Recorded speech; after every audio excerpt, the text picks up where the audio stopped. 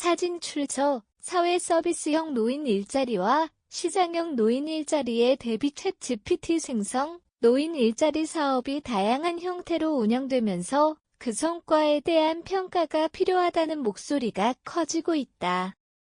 특히 사회 서비스형 노인 일자리는 재참여율과 경쟁률이 매년 급증하고 있는 반면 시장형 노인 일자리는 중도 포기율이 높아 상대적으로 외면받고 있다.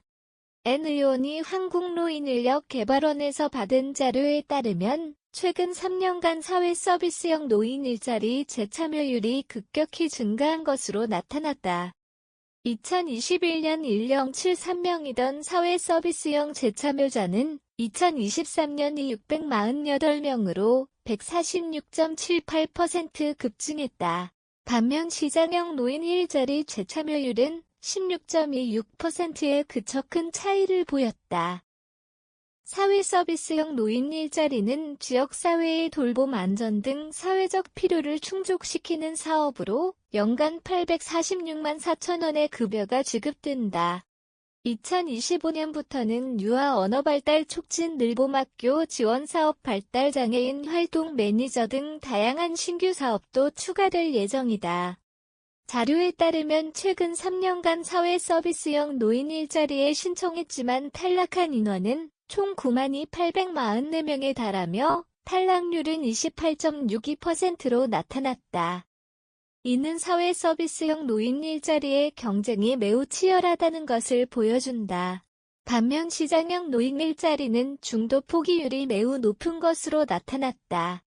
시장형 노인 일자리는 소규모 창업사업단에서 활동하며 매출을 통해 급여가 제공되는 구조로 연간 267만 원의 지원금을 받는다.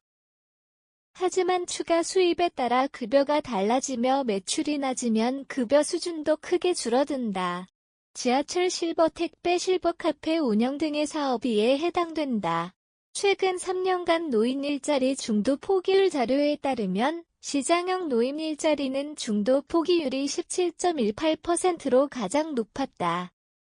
이는 낮은 매출과 시장 경쟁력이 약한 상황에서 노인들이 경제적 부담을 느끼기 때문으로 분석된다. 사회 서비스형과 공익형 노인 일자리의 보조금은 지난 5년간 약 7% 인상된 반면 시장형 노인 일자리 보조금은 267만 원으로 동결된 상태다. 이는 시장형 일자리의 매력도를 낮추는 주요 원인 중 하나로 꼽힌다. N 의원은 우리나라의 노인 빈곤율은 2022년 기준 40.4%로 OECD 평균 14.2%에 비해 3배 가까이 높아 노인 빈곤국이라는 오명을 받고 있다고 지적했다. 또한 노인 일자리 수요가 지속적으로 증가하고 있는 상황에서 특히 사회 서비스형과 공익형 노인 일자리의 확대가 시급하다고 강조했다.